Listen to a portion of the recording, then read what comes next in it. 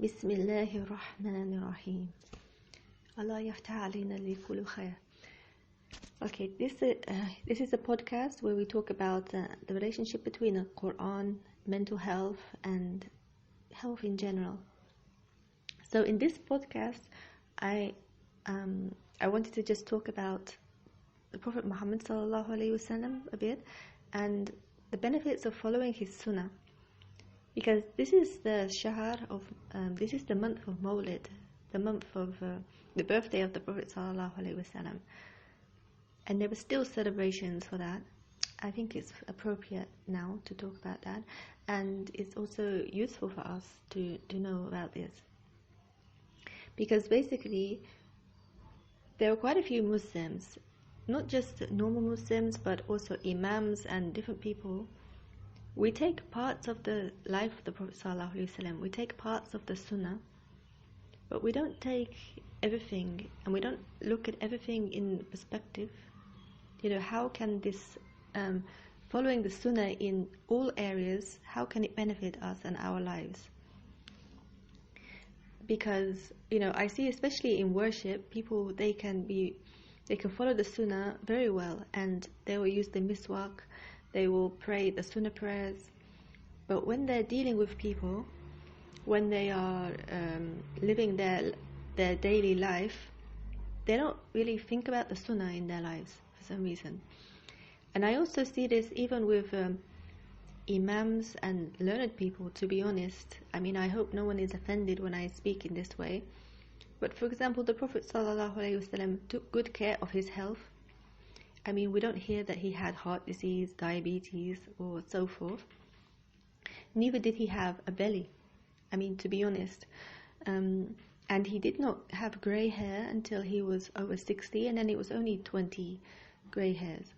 And when I've asked when I asked one of my teachers about this, like, okay, what made the Prophet ﷺ not go grey early, for example?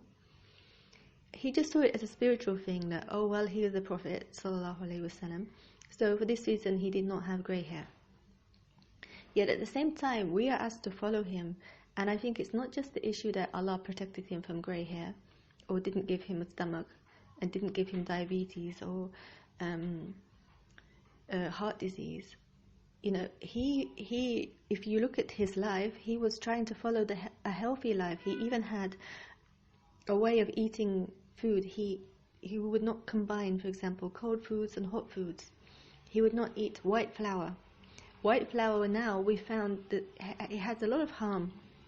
It removes some of the nutrients from the body, for example, calcium and iron, and it doesn't give us any benefit. It just gives you a stomach and makes you fatter, and actually it increases your aging. So people who want to avoid wrinkles and grey hair, one of the best ways is to avoid refined flours and foods.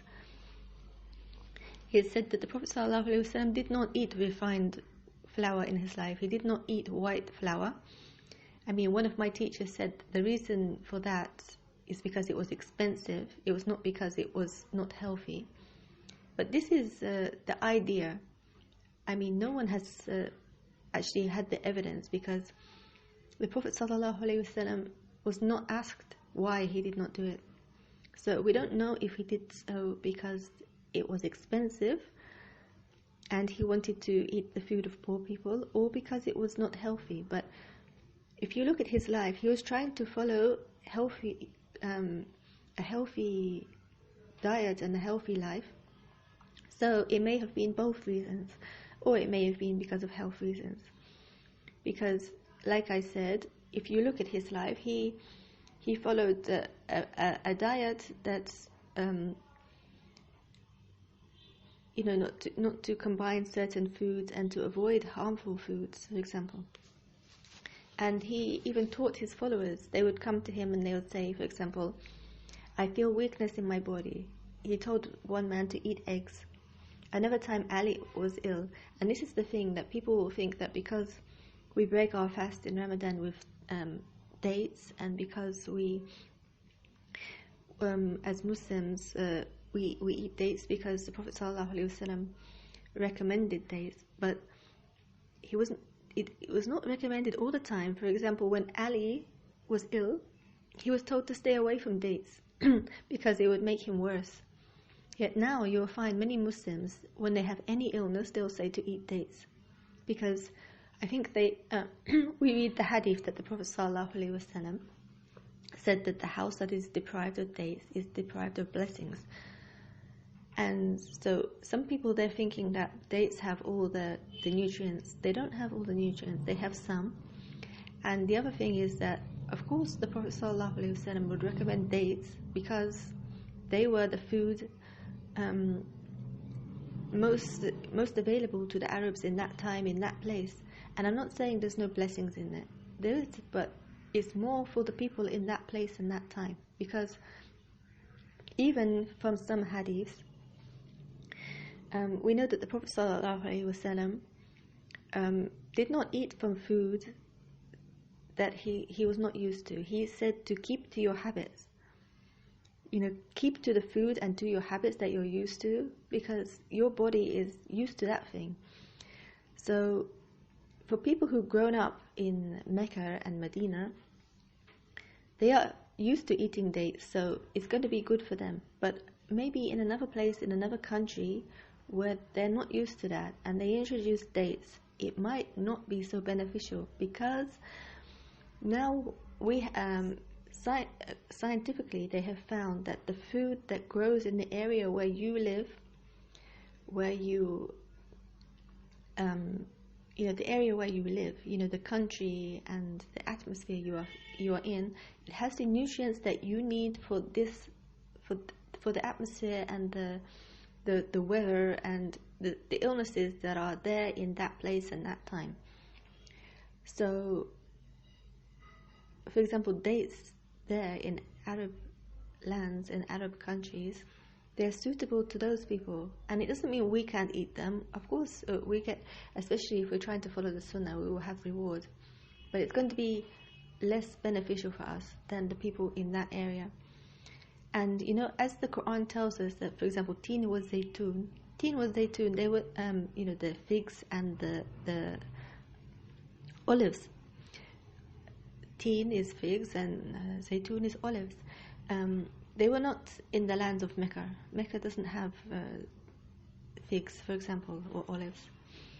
They're talking about the lands of Sham, Palestine and Lebanon, Jordan, Syria. These are the lands where there's teen or zaytun, and they do grow in Spain and the south of France, as far as I know as well. But the Quran tells us, reminds us of the benefits of these things.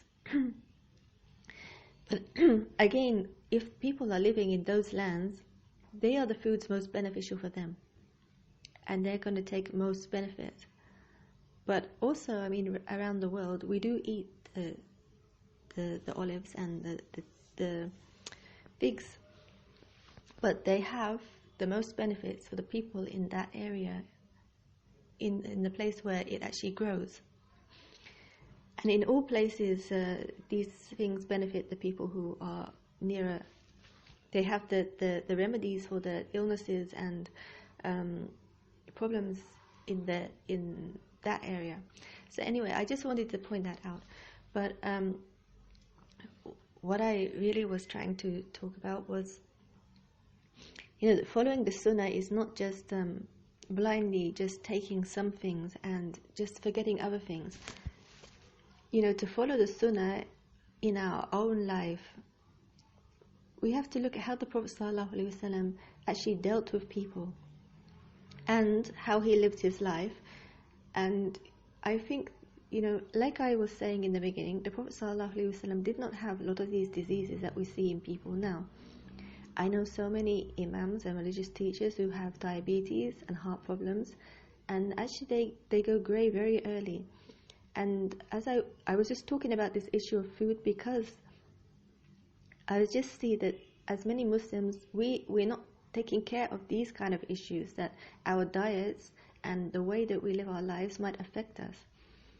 Unfortunately, many Muslims, they'll just put it down to qada wa qadar, to destiny. They will say that if Allah wills, we will, you will have a long life if Allah wills. I don't think it's to do with what you eat.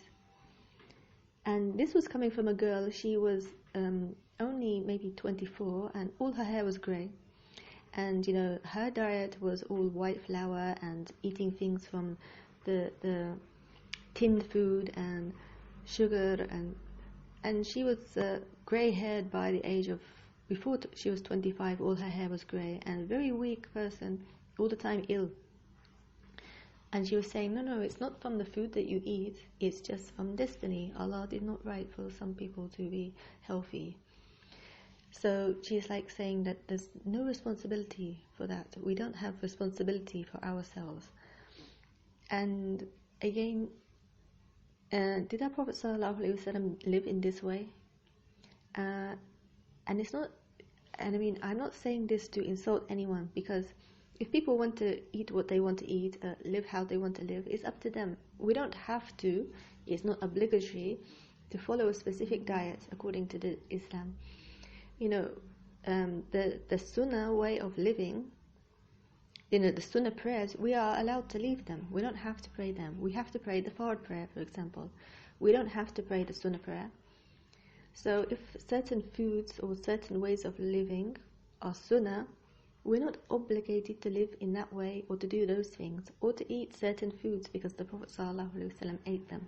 But what I'm trying to talk about is that we can benefit ourselves, and maybe we can get rid of the diseases from ourselves if we follow these things as well. Because I think our Prophet ﷺ was a very wise person. And I mean, he did say in your daily affairs that we don't have to take from him in a daily affairs, because, for example, there was one time when his followers, they asked him about when should they plant the date tree, and he told them a certain time, and the date tree died. And then he told them that you don't have to follow me in the daily, your daily practices, because he said about himself, in the daily issues where he did not have revelation, he was a human being. He might be wrong about what is the best time to plant a flower, for example, but not in the things that there's revelation for. So what I'm saying is we're not obligated to follow these things, but because I've looked at these things and I see that actually, according to science and medicine, actually the things that the Prophet ﷺ was doing were beneficial, and when we see he did not have these illnesses that many people have now, and he did not go grey early, I can see reasons according to his lifestyle and diet for that. So I'm just trying to point these things out. And at the end of the day, it's up to anyone what they want to follow. So what I was trying to say is that some imams and some religious teachers, we do see that, yes, it's good to read Quran and to spend your time worshipping, but you should take care of yourself as well. I mean, like I said, there are quite a few imams, they go grey early, they have a stomach, they have diabetes early, and heart disease, and by the time they're 50 is not considered old age in our time. By the time they're 50, they look very old. And they have health problems and so forth. Our Prophet ﷺ was over 60 and did not have these things. So we have to ask why. And, I talked about some of the issues with food, but now I wanted to talk about, for example, the Prophet ﷺ, he ate sha'ir. No, sha'ir is barley. Barley bread. He did not eat the white flour, as I mentioned. He ate barley bread. Barley is full of B vitamins, and it strengthens the immune system, because when you take B vitamins, they feed the good bacteria in your body, and this strengthens the immune system, and it gives you energy. So we can see why the Prophet ﷺ, when he was 50, he was like a young man. And this is why people also get confused, like, how could the Prophet ﷺ marry a 9-year-old girl when he was 50? They say this is very bad, how, she would not be happy. They will think that she would not be happy. And this was not fair for her, because she will have an old husband.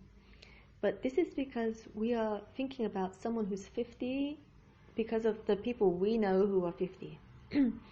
The Prophet ﷺ was not like that as well. We know that he had, at that time, his hair was black. He was not grey, and he was like a young man, very active.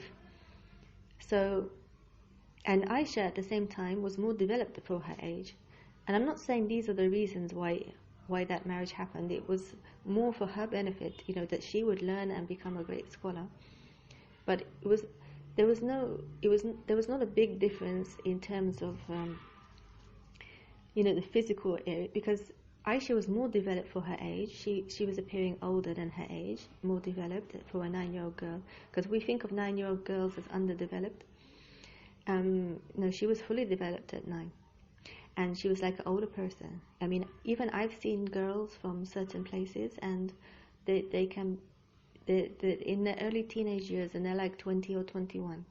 Some people develop early, but the Prophet ﷺ, he looked after himself. When he was 50, he was still a young man. He had black hair and was active. So it's not that we have to not think of these things in terms of the people we know now. So anyway, the Prophet ﷺ, he ate this bread from sha'ir, the barley, and that's beneficial for the body. It gives you energy, and also makes you calm and helps you to deal with stress and worry, which we have a lot of in our times, and that's one of the factors that ages us. If you worry too much, you deplete your B vitamins and vitamin C and zinc and calcium and magnesium, and you need more of these things, because then it will deplete your hair color. You will go grey early maybe, and your energy levels will go down. So we looking after your health for the benefit of reducing stress levels is important. So this was one area that he paid attention to. He ate only the barley bread, and that was the food of the poor people. It was not for rich people. They like to eat the white flour, but that is not beneficial. It's been found scientifically now not.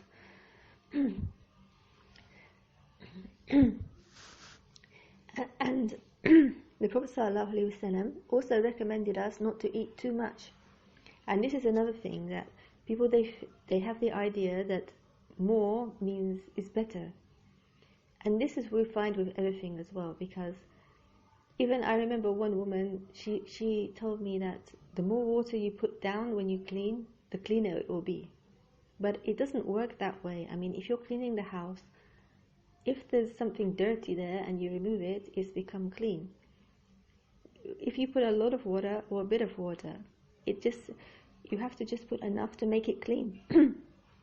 If the area has become clean and you put more water, it doesn't actually make it more clean, because there's nothing there to make it more. There has to be some dirt there to make something more clean. If there's no dirt, something cannot be more clean because you put more water. It just makes it more wet. So I don't know, maybe we have different types of logic, but this is my logic, that things can't be more when they're not, when something we want to remove is not actually there, for example. And it doesn't always work that eating more food makes you healthier. We might think that if we eat more food, we have more vitamins and more benefits. But it doesn't work that way, because the body gets tired from taking in too much, and the body has to work more. If you're taking maybe 6 meals, it's said scientifically that small meals, if you break them into 6 meals, it can be beneficial. But there are other ideas. There's now the idea of intermittent fasting, and they say how beneficial this is for the body, because taking in food constantly and constant eating and overeating is actually harmful to the body, and they say it decreases your lifespan. because it may make you gain weight. This is one reason, but it also can increase insulin levels, which increases your likelihood of getting diabetes early, because it increases the levels of sugar in the blood, and we don't need increased levels of sugar in the blood, we need to decrease them. And at the same time, the body needs to rest sometimes to encourage digestion. And to actually take benefit from the food, it's actually recommended to have just one plate that's actually the size of your two hand palms together. It's called asa in Arabic. But you put your two hands together, and this is the amount of food you should have in one meal. And this is better for your digestion because it doesn't make your body tired or overworked to eat in this way. Because eating too many, for example, if you eat too much protein will become insulin. If you have too much insulin, you have higher levels of sugar in the blood, and this causes a lot of problems. It can cause you to have your stomach will bulge, and you'll look fat. And at the same time, maybe it will affect your skin. You will have bad skin. Maybe your skin will age more. And maybe you have brain fog, you can't concentrate. And maybe you end up with diabetes, then you can't eat certain foods. So eating more of what you need is not beneficial. It can be beneficial to eat less, and this is what health professionals are telling us nowadays, that if you actually restrict your food and you eat a bit less, or you leave big gaps between the foods that you eat, it's actually very beneficial for your body. And people are doing this now because they think it's a way to live longer. Some people, they're eating 2 meals a day, and they're leaving 14 hours between the first meal and the last meal. And others, they are restricting their foods. Sometimes they're eating 1 meal a day. I mean, from what I know, the Prophet ﷺ recommend. There's no specific hadith that recommends, from what I've seen, certain times or if you should have 1 meal or 2 meals, or how long they should be, or something. I have not seen a hadith that says this, but from what I've read, I understand that 2 meals is enough. There's the morning meal, because if you don't have that, you're going to feel tired during the day. You should eat something before you work. But our Prophet ﷺ also recommended the evening meal. And as a hadith says that whoever goes to bed, who goes to sleep without the evening meal, he will get older faster. This is the meaning of the hadith. And I don't know if this hadith is strong or authentic or not, but there's this meaning of this hadith. And it recommends even just eating a piece of bread. So from what I understand, we are recommended to have 2 meals a day. And those 2 meals are not supposed to be major big meals as well. And at the same time, if you see the lives of the Sahaba, not only Prophet Muhammad ﷺ, they were very strong people and very energetic, and they were eating foods. They did not have enough food a lot of the time. But at the same time, in Ramadan, when people were fasting, they did the Ghazwa. They did Ghazwat Badr, the war of Badr. The first war they did was in Ramadan. And there was another war, the war of Tabuk, or there was one when the sun, it was very, very hot. And I think that at that time they were also fasting too. And so they fought wars, and they won wars when they were fasting. Nowadays we find many Muslims, they say because they're fasting, they can't get out of the bed. They can't do anything because they're fasting. They have to just sit and just wait for the food. This is a big difference between how the Sahaba were and how we are now. So there are many things I will talk about on this subject, but maybe it will make this podcast too long. But anyway, the issues of using too much sugar, this was something not recommended by the Prophet ﷺ. And as we mentioned, dates are very beneficial. As Muslims, we should take our sugars from these kind of things, dates and figs. The Quran recommends figs. There's nowhere that recommends the white sugar. We're told in the opposite, the white sugar is very harmful. It can lead to diabetes, as we mentioned, high blood sugars, insulin. It lowers the immune system. 4 hours after you eat it, it decreases intelligence and concentration, and it makes behavior problems in children. This is why in Britain, in the UK, they don't want to give sweets to children in the schools, because they say it makes them misbehave. But as Muslims, many Muslims, they say, no, we have to have sugar, we need the sugar.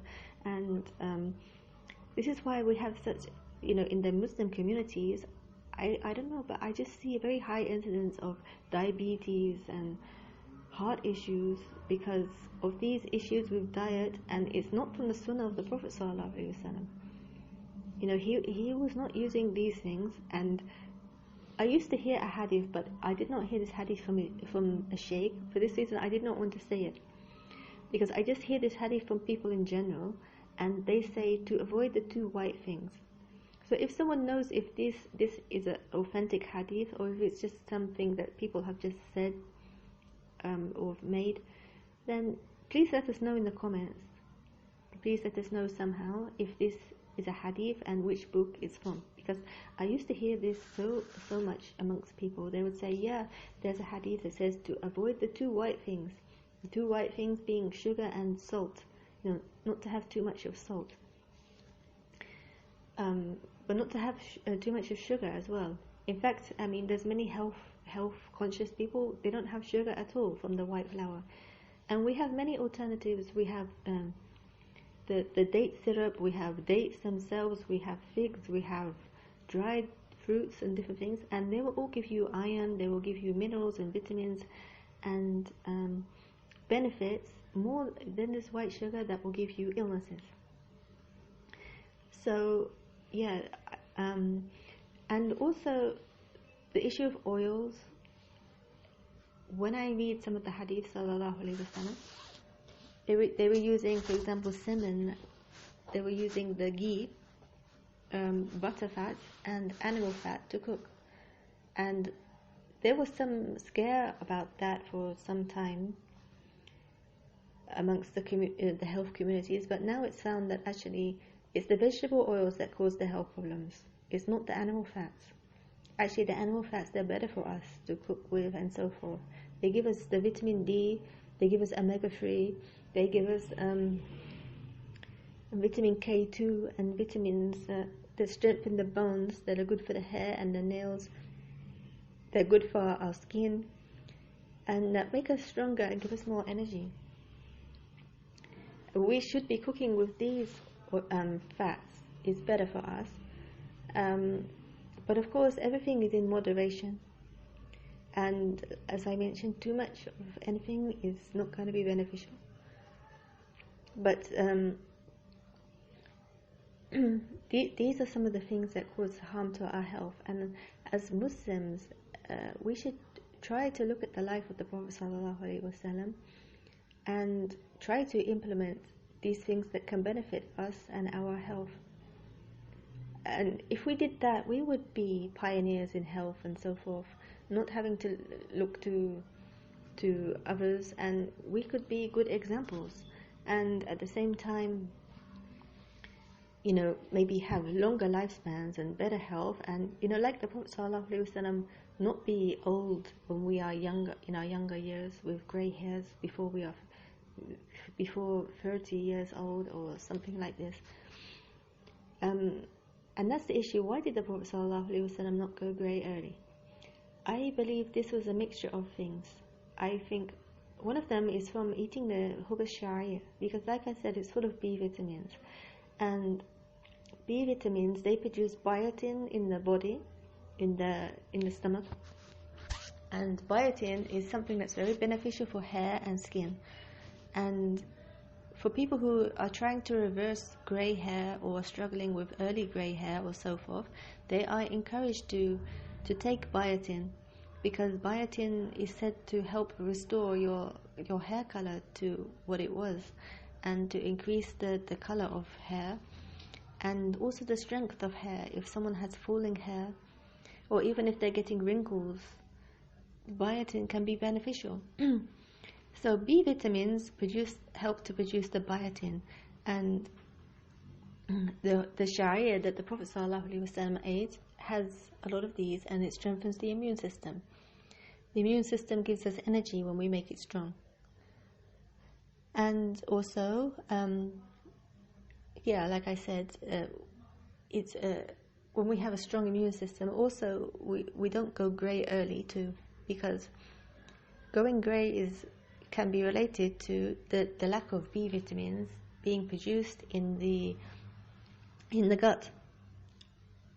There are various vitamins and minerals, but this is one of them. Also, dates contain zinc and copper and iron, and they strengthen the hair color too. It's recommended to take copper as well if someone is losing their hair color. Copper and iron and magnesium and calcium, and these are all found in dates. So these are all beneficial for the hair as well. And also, the barley itself contains a good amount of magnesium and calcium, and I think some amounts of iron as well. So these kind of foods, if you're eating them and you're not eating the refined flour, they're gonna maybe help you not to go grey early in life. And at the same time, the Prophet ﷺ looked after his health in different ways. Like I mentioned in the beginning, he did not eat cold foods with hot foods, for example. And he did not overeat. If he knew something was harmful, he did not eat it. And he looked after his spiritual and mental health. He did not worry so much, which also depletes B vitamins. And as I mentioned, the B vitamins are the things that help us to keep our natural hair color, and they help us to produce biotin and so forth. So he engaged regularly in prayer, in ibadah, and when he said when he was worried about an issue, he would turn to Allah and ask Allah, and he would keep praying until he reached the conclusion, or he had the answer to his prayer. And this was one of his ways of success and his way of dealing with stress. And also we see at times that he would, for example, when he felt stressed with his wives because they were making a lot of demands on him, he went into seclusion for about a month. So he just took time out. And I think we all need some time out sometimes, Maybe at times, people who have stress in their marriages or in their daily lives, it can be beneficial sometimes to just take some time out, instead of just staying and arguing or shouting. Just go and spend some time by yourself. Maybe it's beneficial, but it's beneficial only if you are using the time beneficially, not just sitting and thinking about what someone said and getting more angry. I think, the Prophet ﷺ used that time to pray and to think about what to do with this situation and to keep asking Allah. And then he eventually came to a conclusion of, because he had the answer to his prayer. So that was one of the situations. And the Prophet ﷺ, he also maintained the ties of kinship and friendship between people. If you look at his relationships with people, he had close companions, very close companions. For example, Abu Bakr, and he had a very strong relationship with his wife Khadija, and then with Aisha and his other wives. He had strong relationships with the Sahaba and good relationships with them. Good relationships help us to reduce our stress levels and our feelings of depression and loneliness that can all lead to stress and worries and so forth. When we have strong social ties, we feel better in ourselves and we are more healthy. We know that if we have a problem, firstly we have Allah to turn to. But nowadays there are many people, they think they have only Allah. They say they just have Allah. They don't want to talk to any person or have any close relationship, they think this is contrary to the religion, or they think that someone will harm them. But we know that our Prophet ﷺ, he used both means. He would pray and turn to Allah, but he would also ask his companions what's their opinion about this issue.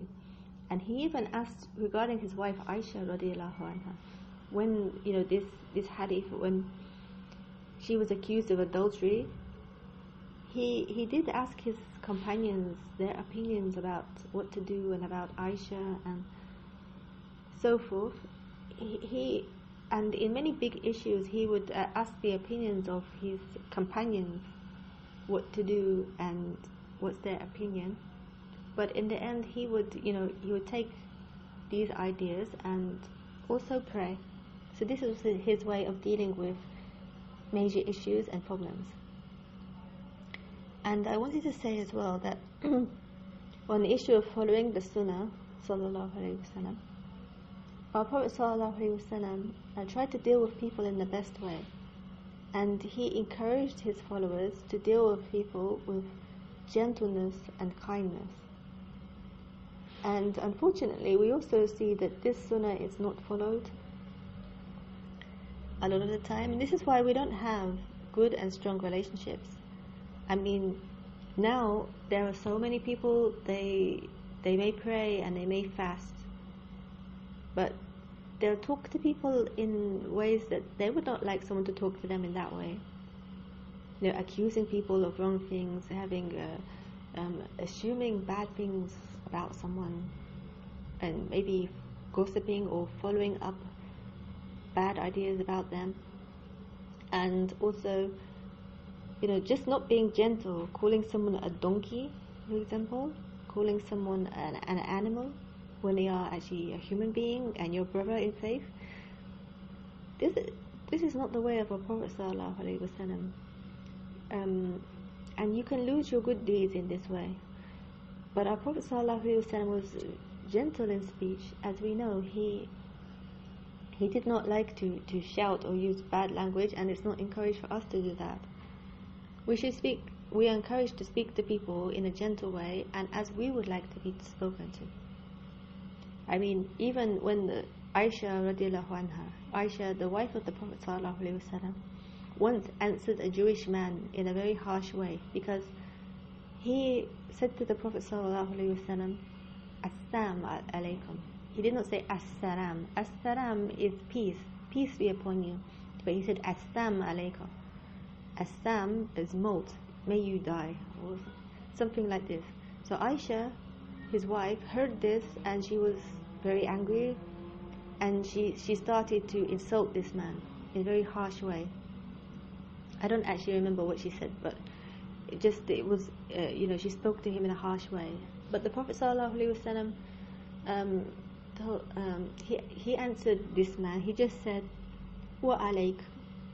Because normally when we say peace be upon you in Arabic, I mean Muslims all around the world say this phrase, Assalamu alaikum. It means peace be upon you. And the answer is normally alaikum assalam, and upon you be peace as well. So we tell them that as you wished us peace, we wish you peace as well. So in the same way, when this man said death be upon you, assalamu alaikum, he answered wa alayka, wa alayka. So he said and upon you. So it's the same answer, but it's just a very gentle way of just saying, well, you wish me maut, and okay, I wish you too. So this was like a more gentle way and a more appropriate way than just insulting or being harsh. So he just told his wife Aisha radiallahu anha that oh Aisha, alayka bi rifiq.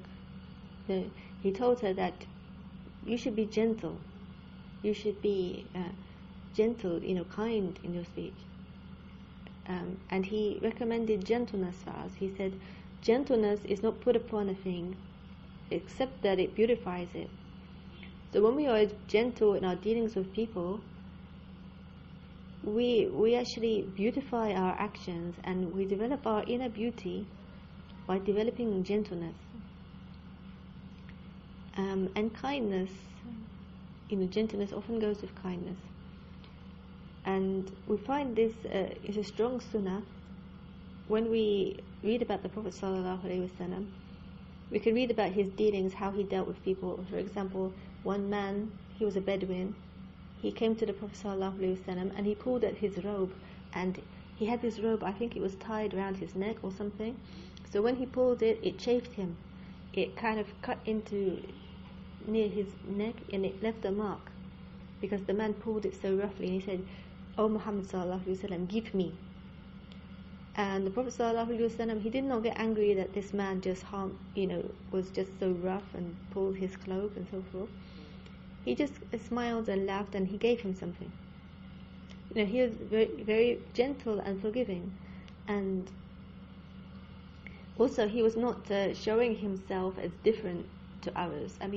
Now, even some of our teachers are, shayukh and teachers. They say about themselves. I had one teacher. She was saying that for them, she felt this was also an issue. She said about it herself that nowadays many teachers they feel they need a big chair and they need to put it in front of everyone, and they need to have special doors to come in and out and special treatment, and no, they can't speak to normal people. They want to keep people away from them, and they don't want to shake hands with people. They want special treatment and special clothes and special doors for them to go through, and special chairs and special treatment. And she said this is something that we should ideally avoid, but it's very difficult to do that right now. But the Prophet ﷺ, he liked to blend in with people. And it said that when people did not know who is the Prophet Muhammad ﷺ, they did not know his appearance.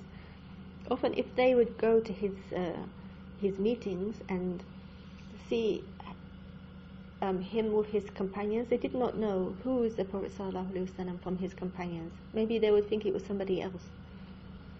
He just dressed the same and behaved the same. He was not making himself look like higher than them, better than them, or better than anyone. And he would just deal with people as another person. And we know some stories, for example, when the Prophet ﷺ was in the mosque, and one of the Bedouins came and he wet himself. He basically peed on the floor in the mosque. Can you imagine what would happen nowadays if someone did that? They would be banned from the mosque probably, never to come back again, and people would just talk about them morning and evening, and it will be the talk of the town, and this person will be ostracized and don't come back again. Very bad man, how can you pee in the mosque? Our Prophet ﷺ just he told his companions, firstly, don't interrupt him because it might cause him harm. Can you imagine that nowadays? The first thing people would do is interrupt him, and no one would care if there's harm because he's peeing in the mosque. Whoa, very bad thing.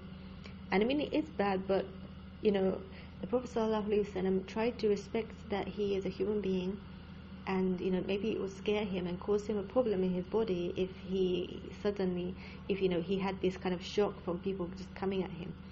So he respected the fact that he is probably ignorant. He was just a Bedouin. So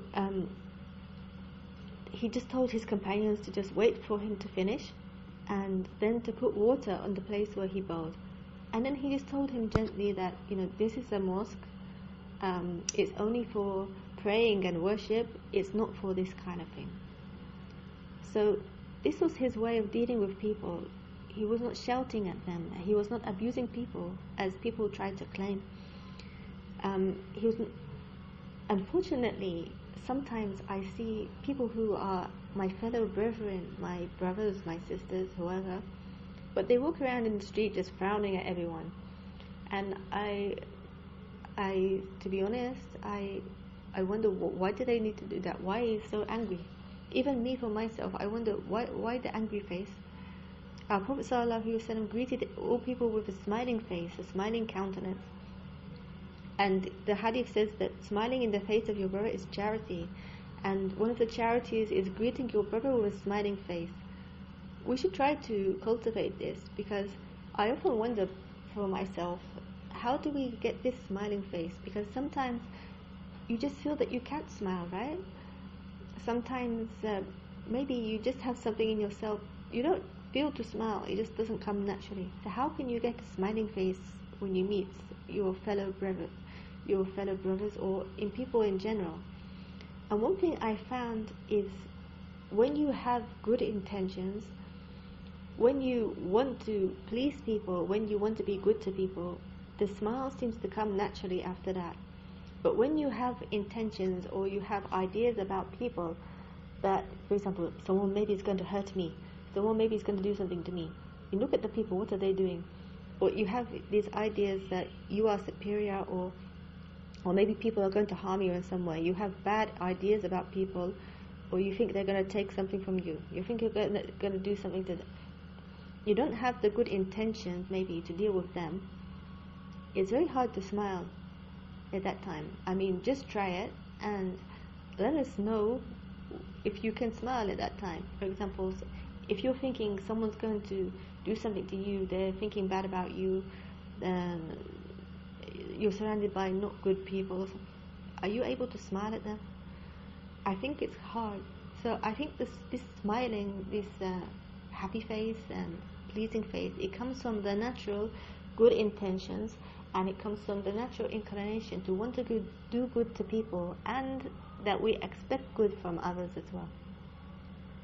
That way we can bring a natural smile, and everything else will come naturally after that. We will naturally want to do good to others.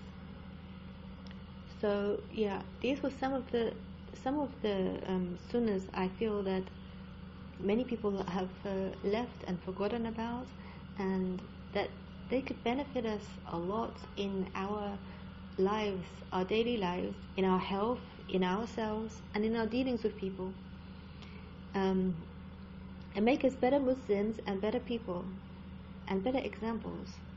Because it's good that there are many people, they want to tell people about Islam, but actually we need to show people what is Islam by ourselves. We can't just tell people that something is good and we don't do it. They will ask, why you don't do it then? I mean, before I was Muslim, I had people telling me how good Islam was, but they didn't pray. But they were telling me you have to pray 5 times a day, and I was very confused. Why are they telling me to pray 5 times a day when they don't pray at all, not one time even? So yeah, it is very confusing. So this is the end of this podcast, or this speaking, whatever you call. I hope it's been beneficial, and do please let me know if someone listens to this and they find it beneficial. Please do give it some sort of like, or leave some comment or suggestion. If you have things you want to add, leave some comments and suggestions. That's good. And Assalamu alaikum wa rahmatullahi wa barakatuh. Fi aman Allah.